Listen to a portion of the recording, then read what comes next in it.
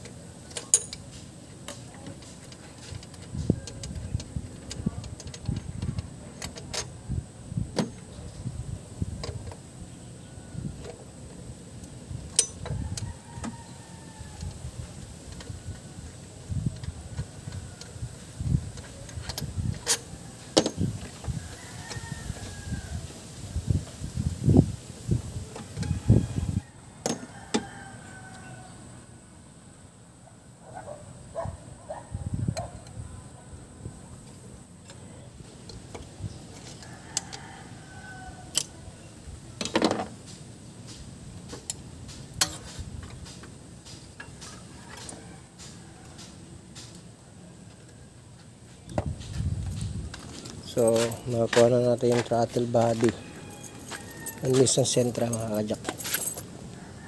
Ayan.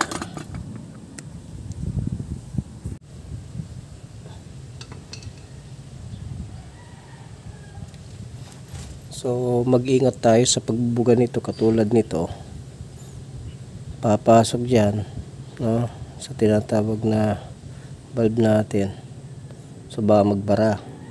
So ang pa-spray natin pagka ganyan, pababa tayong ganun, no, para hindi pumasok yung dumi.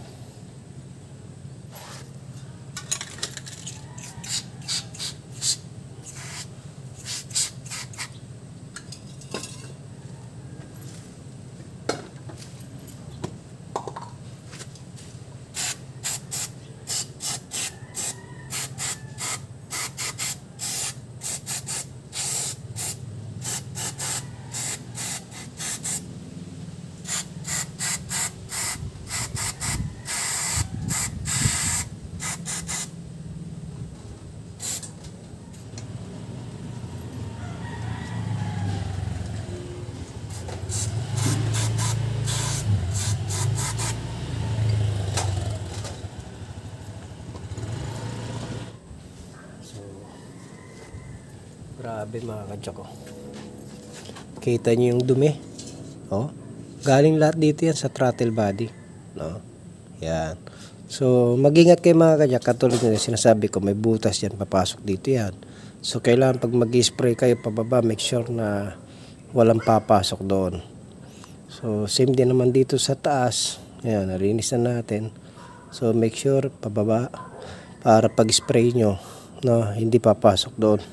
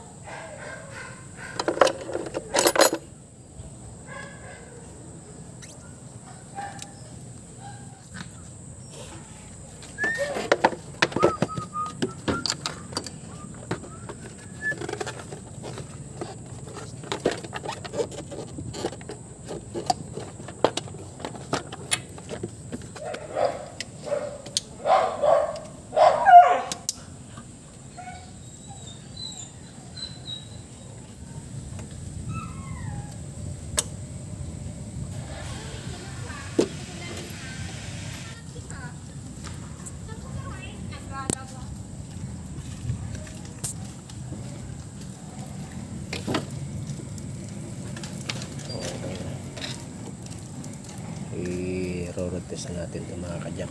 Titignan natin kung magbabago pa yung minor kasi ang reklamo ng may-ari, no, 2,500 di pa rin nagpo-forward, minsan nagluloko yung yung minor niya. So try natin kung ano mangyayari.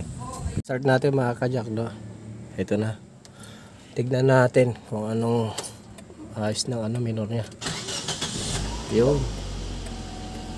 So, cold start, syempre mataas. Ayan. Hintayin natin bumaba mga kajak. At least di na siya nagbabago-bago yung minor.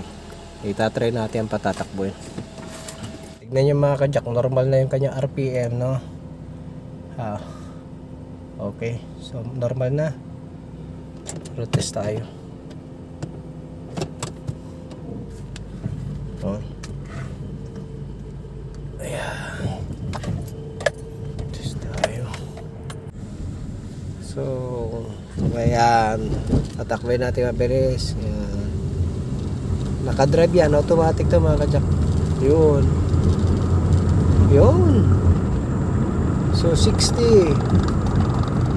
Yun. So, kayang-kaya na ng sobrang tuloy nito. So, maiksi lang yung lugar natin pinag-rotisan, pero mabilis na mga kajak. Mga kajak, nawa meron naman kayo natutunan kung ang sasakyan nyo ay Nissan Sentra at pabago-bago yung minor o minsan mahina yung hatak, ang taas na ng RPM, no? Try nyo muna linisan yung throttle body gaya ng ginawa natin mga kajak. I-plus natin ng buo yung throttle body, nilinis natin, ayun, okay na. Ito, road test natin. So, okay na to. Soli na natin sa may-ari. Deliver na natin.